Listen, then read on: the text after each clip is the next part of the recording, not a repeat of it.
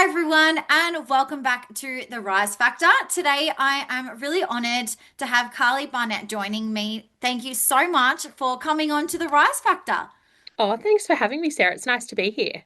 Nice to be here, and it was great to finally meet you in person at our summit event after being connected online for so long. And I must say, Carlie, like your energy, you just have this calming energy about you, and it was just so nice to just be around you and just feel your energy in the room. So thank you for supporting us and for bringing such calming energy into our profession too. Oh, thank you. Yeah, it's nice. It's funny. Social media makes you feel really connected to people these days. And then you meet in person, you're like, oh, actually, we don't regularly catch up in person. We just catch up online. Yes, and here we are. So for those that may not know you, Carlie, do you want to introduce yourself and tell a bit about who you are and what you do? Yeah, of course. So I started my career in real estate before I became a recruiter. In high school, I did sort of some weekend reception work in a real estate office and expanded from there, and moved down that sales path. So supporting agents with admin and working with buyers and even getting involved in some sales negotiations as well. I did step into a BDM role for a short period of time. I went back to an old employer before traveling overseas. So I did get a taste of what it was like to be a BDM, which was exciting. And I'd also touched a little bit on project sales and marketing and supporting a sales team in that capacity. I Mm. then moved to London and did what lots of Aussies do, go on a working holiday visa for a couple of years and landed in recruitment, not by choice, but more by chance. And when I came back to Australia, I decided I really wanted to utilize my expertise and understanding and knowledge of real estate and my network. So I decided to go down that path and recruit. So I've been recruiting for longer than I've been in real estate, which is just over 14 years. And in that real estate space, probably just over 12 now. So it's been a Wow. lovely long journey attached to the real estate industry in different ways. Yeah, what a beautiful journey. And so there's a couple of reasons why I wanted you to come on today is I get so many questions around the different types of BDM roles and what we should pay a BDM. But I saw a report that you had out, and we will talk about that report a bit later on. But Yeah. I was actually really interested in some of the things that I uncovered during your report, and so we wanted to talk about that. What I am noticing, Carlie, is that there is BDMs who are moving right now. Mm. So whether that is they're wanting that career progression or they are wanting a different pay structure or they're wanting more support, what do you think BDMs are actually looking for in the place of businesses or the agency that they are going to work with? Yeah, so we do a report each year. We've done it for the last 3 years, and we survey clients that we work with and clients that we don't work with, and people that work in the industry that we've met over that 12 months. And we ask questions around why they move and what they're looking for, and we dig into salary and whatnot. And one of the biggest reasons why people leave was due to leadership. So it wasn't necessarily money. We all think it's money, but it wasn't money. I think money came around third on the list. Mm. So leadership was the strongest thing. So people are looking for that strong guidance and that leader that's taking their career on a journey and painting a path of where they can go, but also supporting them. There's obviously lots of legislation change that regularly comes into real estate, especially around property management, which also does affect new business. And then we have all these government changes and things like that. So that leader is the one that's really driving and supporting that into their team. And I think that that's what people really want, that Mm. guidance there. Yeah. When it comes to other things that they want, I guess it really depends on like structures of departments and what a business can offer because there's so much to consider. If I was to start working with a new client and help them find a BDM, I'd really want to understand what that looks like in their business. But equally, if I was working with a BDM to find them a new role, I'd really want to unpack exactly what they're looking for so that we can marry the right two together because each business is different and what they can offer isn't equal. So Mm. from, I guess, that BDM side of things, there's probably two ways that I would often see it in real estate where you've got a really lovely, healthy, strong sales team that are regularly feed clients into or referrals into that BDM role for them to convert. And I would see probably like my most recent BDM that I met with 70% of what they converted came from the sales team and those leads, and 30% came from self-generated business. And then you get other businesses businesses that might not have sales teams. It could be a buyer's agency that wants to have a property management department. It could be a property management 100% only focus business. So there's ways there that then they have to go and find clients and get leads, and that's where a principal might support them with sort of networking or other initiatives Mm. to be able to get leads there and that way.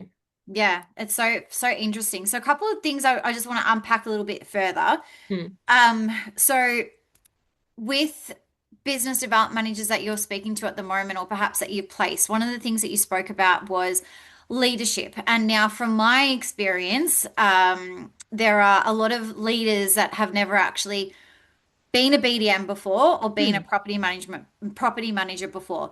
Is BDMs, if they're looking for that guidance and structure and support, is it attractive then for a BDM to go somewhere knowing that, okay, if I'm not going to get that specific training mm. from a leader, is there a coach or a mentor that will support me with that? Like, do you think that's attractive for a BDM then?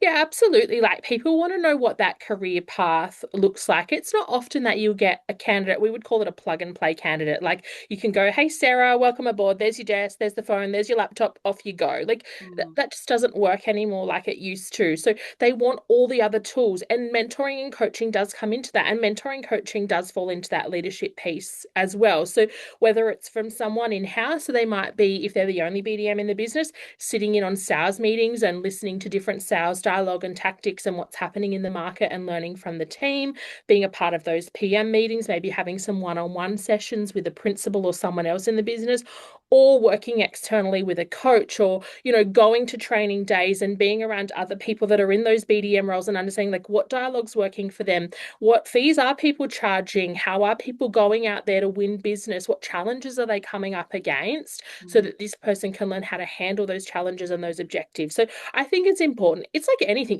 like you do your CPD every year. If you're a medical professional, you do continue learning each year. Like anything, you do need to keep sharpening your skills mm. because the market changes and evolves. And even this year alone, I'm sure with that government policy, tactics have changed around how BDMs approach the conversations with investors now to get them on board. So you need to be constantly learning and developing and growing that dialogue, whether it comes in-house or it does come externally with maybe someone like yourself. Yeah, for sure. Okay, I sat down with three directors a few months ago and they were hiring a business development manager. They haven't had one for a while. And Carly, they were really disappointed because Mm, what they found was they asked one specific question that no one could answer. And the question was, you've come into the business. What is going to be your action plan to grow the business? And not one BDM could answer that. And so going back to what you said, which was really fascinating, you said mm, there's some BDMs that, they'll get 70% of the conversions from their sales team. But then the question then is, well, if they don't have those sales leads coming through, what are they capable of and what skills do they have to grow the rent roll mm, without relying on internal leads? So for you, my question is, Carly, are BDMs more valuable if they can answer that question, like come up with an action plan, mm. and are able to articulate to the place of business where they're potentially wanting to work with on how they can generate more opportunities, how to close more deals, and how to represent the property management department? Yeah, like I think if you're hiring an experienced BDM, they should already be pitching and selling themselves and their services. Probably not selling their internal KPIs to a prospective landlord. That's really not what they're doing. They might talk to them around, how many properties have leased or what average rents are and things like that. But yeah, they should already know how to pitch and confidently be able to do that because that's what you are essentially hiring them to do. Mm, If they're maybe teetering on the edge of being a BDM, maybe haven't quite done it standalone or have been in the wrong environment where they haven't had that right structure and support, there's probably other questions that you can ask to uncover their suitability for the role. So talking to them around like, where are you getting your new business from at the moment? Is it self-generated? If it is, what methods are you doing? Is it mm. calling through an old database? Is it, letterbox dropping? Is it chasing other for lease signs? Like, what is that method and what success are you having? Mm, What support and training do you need that you're not getting in your current role to be able to increase that conversion rate? What fees are you charging? And really dig into that and see if they really understand like where their business is coming from and what it looks like when it comes through the door. And then their process, get them to walk you through their process from a leads given and how they nurture that the whole way through. mm, Because someone being able to understand how to run a pipeline is just as important as them being able to pitch a business plan. Because if you give them all these leads and that pipeline to convert it and see it through and follow up, even when they've lost it, that's another big issue for the BDM not working out. mm. Yes, I love that. I love these answers. All right, what are directors looking for in BDMs? Again, going back to our salary report, a lot of people think, oh, they want experience, they need to have experience to go into roles. More broadly, across recruitment for that real estate space, people want that values and culture alignment. They want someone that's going to mesh within the values and culture of the business, and they're prepared to invest in getting the skills up to where they need to be, which comes back to what we'd spoken about Mm, before. It's like, yes, the perfect pitch, or no, do they kind of know the nitty gritty of their role and where it's going right and where it's going wrong? And we can build on the rest. Have they got the right attitude? And are they going to mesh with my culture? Because as we know, like one bad berry does spoil the punnet, mhm. and that can happen in an office too. People need to get the right people in the right seat at the right time to make it work. Yeah, I love that. I love that so much. Culture and values alignment, I think, is so important. I think a lot of the skills can be trained, but I Mm, think the values, when we look at our values, are ingrained in us. Like they are our drivers. That's how we show up at mm, work in life. And so I think it's really being clear on the values of the organization and if they align with the person in that you're particularly wanting to hire and the mm. team. So are there like, do you usually, with your services particular, will you find out the values of the business and then try to marry them up? Or do you then identify, okay, if these are the values and this is the culture, this is the type of person that you need that will fit in? Like, what's your approach to that then? Yeah, in recruitment, you can what we say is order taking, like take a phone call, take an order like you would in a restaurant, and then go make it and come back. And that's where the values alignment can be missed because there's no detail gone in there. So we do like to dive a lot deeper. And often the person that I'm meeting with, I'll be asking them, like, what is it about this business that you like working here? What's kept you here? What are the team like about here? When I walk into the office on Monday, what happens? When it's a birthday, when there's success, when there's training, what are the like we really dive into what that looks like so I can paint that picture. And the same with the candidate. Like I ask them, like, why hasn't it worked in your last role? Like, what would you do differently, or what would you change to make it work? Have you spoken to your manager about that? What kind of feedback have you had? So, digging in and looking for some of those clues there to see where that alignment is. Because if that candidate's saying to me, like, I've just not ever had any training and I'm getting the numbers, but I want to get to here and I've asked multiple times and I've put some training resources to my boss and they've said later, later, later. At least I know they've given it a red hot go and they're not quitting straight away. So therefore, when I find the business that has the mapped training plan and a set budget each year for them to be able to utilize for external training, I know that that's going to be a match there. So it's Mm. really looking at that. It's like dating, you got to look at the things that you like and what you want. You don't, Yeah. you wouldn't, if you really wanted to have a child and get a dog, you probably wouldn't choose to date someone that doesn't want those things. So you kind of got to look at what each other wants and brings to that situation and marry that together. Yeah, I love that. And do you know what I love? One thing that you just said, Carly, is like, do they have a set budget for training? I think Mhm. it's, I think there's a bit of a misconception that BDMs just fall in under a sales role, and we know that Mm, sales training is so different to business mm, development training. And I think it's changed a lot over the last couple of years. But yeah, if you've got sales trainers all the time for your sales team, why not give that same love and attention to your business development managers? Because they're not property managers and they're not sales team. They need mm. their own dedicated training. So I love that you touched on that. Yeah. What are the different types of BDMs that you are seeing? I know that we've spoken about a few of them. So you've got like your ones that probably perhaps are in property management and are wanting to Mm, see BDM as a career progression. you also touched on BDMs that perhaps want to move, like agencies. What type of other BDMs are you seeing at the moment? Yeah, so like if we start at one end of the scale and go to the other, like you can have your assistant BDM, which could be Mm, coming up the ranks, and they work under an experienced BDM to assist and support them, and they're learning on that role to eventually push out on their own. And that could be a succession plan for a BDM that might want to move into sales or a different role, or the business might feel that it may need two BDMs eventually. But there's also business development in so many other facets of the property industry. So if we look at that prop tech space and we look at those software and service providers, they have a lot of BDMs and they have account managers, which are sales roles. And that's around like retention and growing that client base and, sharing that product and service. And the same sort of pipeline management and prospecting and principles apply. It's just your audience that's slightly different. So instead of a homeowner, you might have a real estate business owner that needs software for their property management department. You mm, can then have BDMs that work in those corporate head office settings. They might be trying to get agents into the business. They might be trying to get offices into the business, and grow out the footprint of that franchise in the marketplace. So there's different types of BDM. So you can start in that assistant type of role in a real estate office. It's a very traditional real estate model. And you could move up the ranks into a more corporate structured BDM role as well and not lose those skills. And then you obviously have the potential to change the way you work. Someone in a corporate franchise might not be doing Saturdays.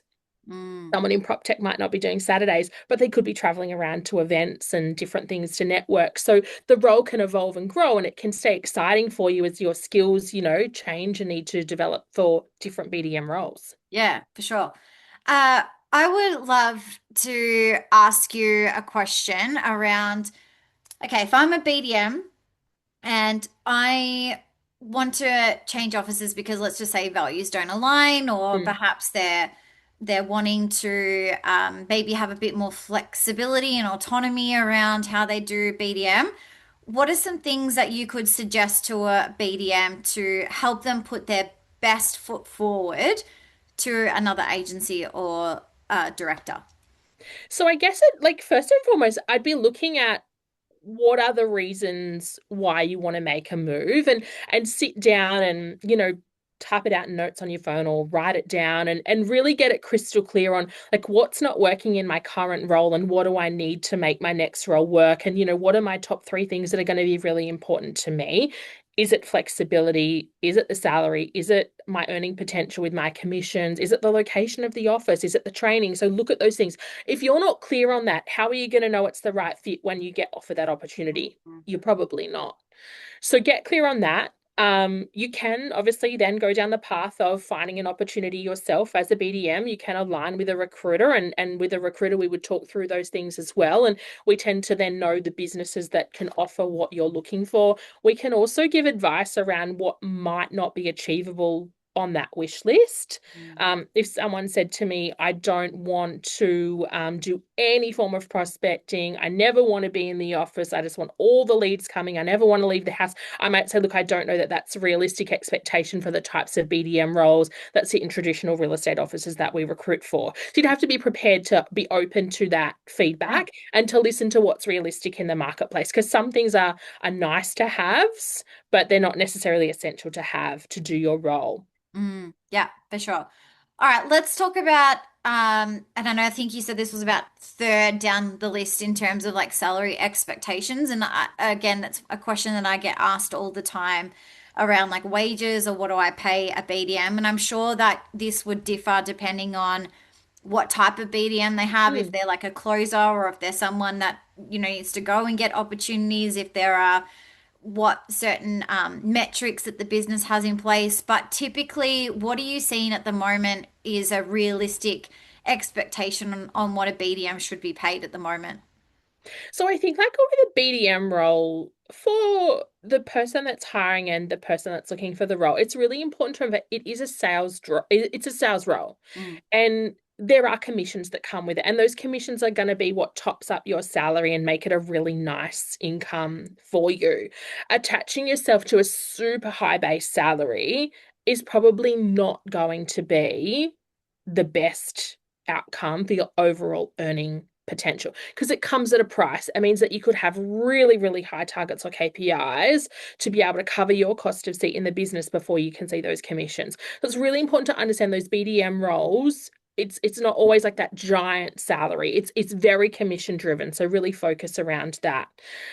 In Sydney, and I'll just talk to Sydney Sure. alone for now, because obviously it does vary as we spoke about from market to market and Yeah. factor to factor.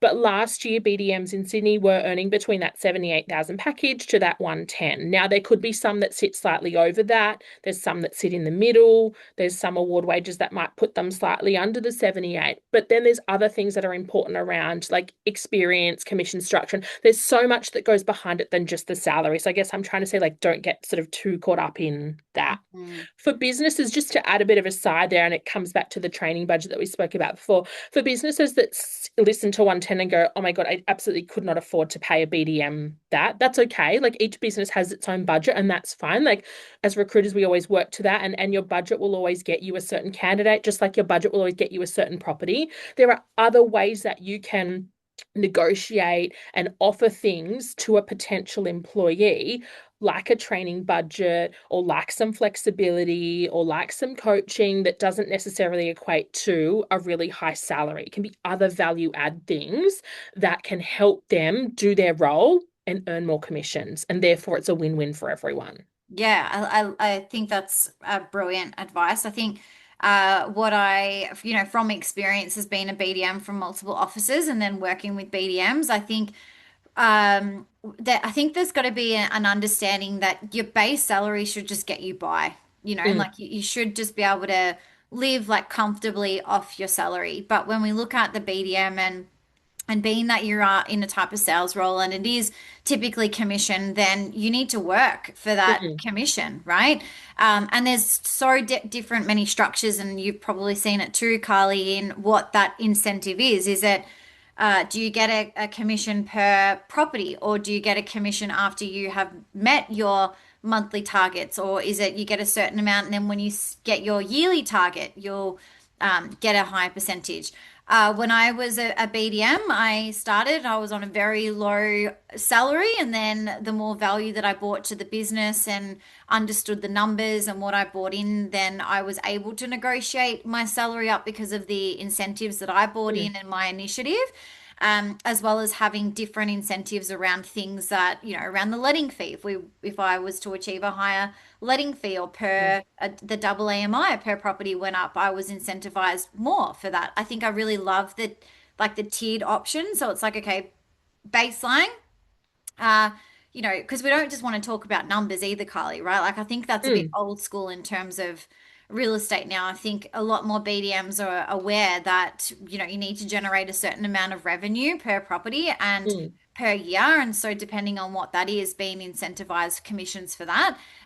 However, for one of the businesses I worked for, I was on a higher salary, but mm, by that stage, I had, I guess, showcased my value. I had the proof there to back myself in getting mm, that higher salary, but it also meant though I did not get full amount of commissions. And so that was something that later down in my BDM career that I had to work out, okay, well, over the last 5 years, what's been my average income and what mm, am I comfortable with to, forego my full commission on some properties. That didn't mean I didn't work as hard. I definitely mm, did, but there was also an incentive that if I hit my yearly target, then I would get a bonus on top of, sacrificing some of my commission instead of getting the full comp. So there's so many different ways, and I think it's a mm, healthy conversation that BDMs and business owners can come together and work together mm, with as well, especially if you're wanting a BDM to self-generate and create opportunities and, have that entrepreneurial mindset within a business. I think, well, yeah, maybe perhaps they should have a bit of a higher salary if they're not just closing deals. What do you yeah, think? and I think like it comes down to budget, and sometimes that's where the job seekers or the employees need to understand that too. Like businesses have budgets and they have those budgets in place, and it's good when they do have budgets in place because it means that they're taking their numbers seriously to keep the doors open and to Mm, be able to offer stability for you in that role. Because sometimes when they're not looking closely at the numbers as a business owner, that's when there can be instability in your role, and we have a market shift or a dip, and you could be the one to go. mm, So I think it's really important to understand that businesses are structured with that budget and that comp structure for a reason.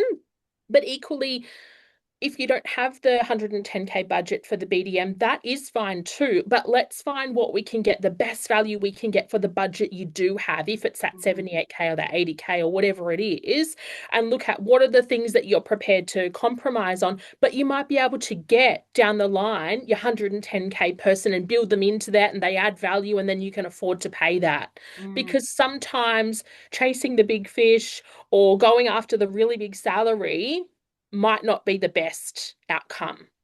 yeah. Are you finding that there's more property managers exploring the BDM role? I find there's more property managers that are looking for options outside of running a portfolio, but they don't know what those options are.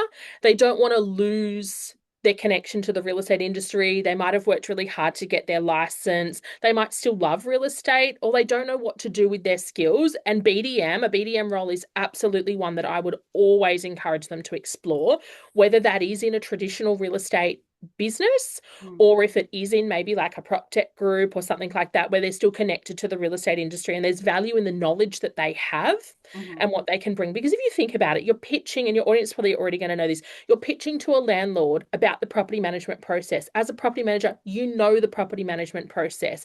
When mm, they ask questions around what happens if someone doesn't pay my rent, or what do I have to do if the smoke alarm breaks, or who will actually call me if there's maintenance, as a property manager, you know that back to front and inside out, and you can convey that and mm, you can win that relationship with that potential client for them to go, hey, hold on, this person really knows what they're talking about. I see value here in this fee and this transaction. I want to sign up with them.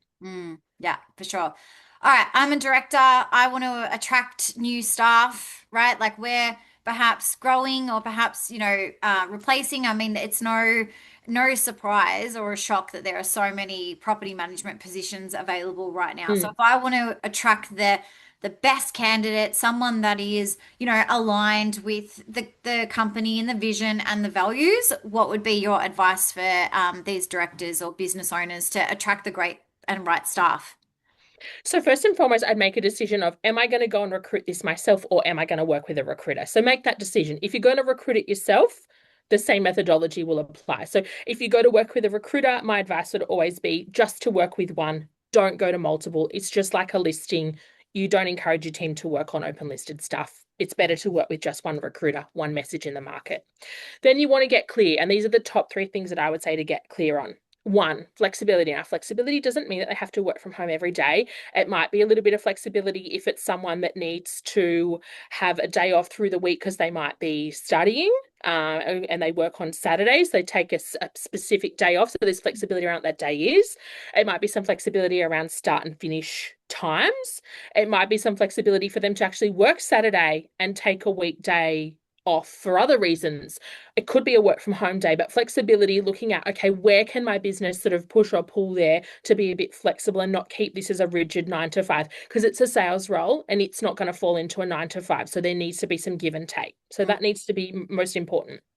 Two, you need to get really clear on what this role looks like, where the leads are going to come from, how you want them to go about new business, what tools you've got in place to help them, and really sit down and map that out. Do you have a listing proposal that they can use? Do you have training that they can access? Do you have a fee proposal that they can work within? So make sure that that's all nice and clear, because they're going to ask you a lot of questions around that. Well, the right BDM should be asking you a lot of questions around that. And then finally, what does it look like with them in the business? Where's that progression? Where's that career plan? Where's that earning potential? We want real live case studies of my last BDM earned X. This is how many managements they brought in per month. If you haven't had a BDM before, look at, okay, how many leads, track it over a 3 month period. How many leads are coming in from sales to the PM department? How many are they converting? What could that have looked like in a com? You need to be able to paint that story for the person because they want to come on the journey with you. And that's so we get that values alignment, yeah. because they're on the same page as to where you want to go. And you've really got to convey and sell that in that interview. Yeah. Great advice, Carly. So, if anyone listening would love a copy of your recent report, we will chuck a link below. But where can they get access to have a discussion with you or get access to that report? Yeah, absolutely. So we'll link below. Otherwise, on our website, which is recruitingconsult.com.au, you can link there, or you can reach out to us on Instagram via our DMs, and we'd be more than happy to link you to one on there as well. Amazing.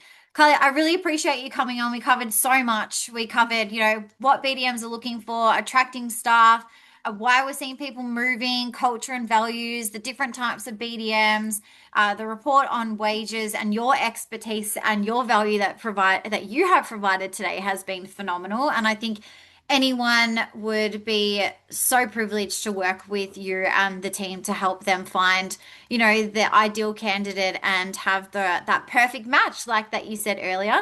So I really want to appreciate you coming on, giving some value to our audience, whether you're a BDM or director or even property manager listening today. Please thank you, Carlie, for coming on, and please make sure you reach out to Carlie. Thanks for having me.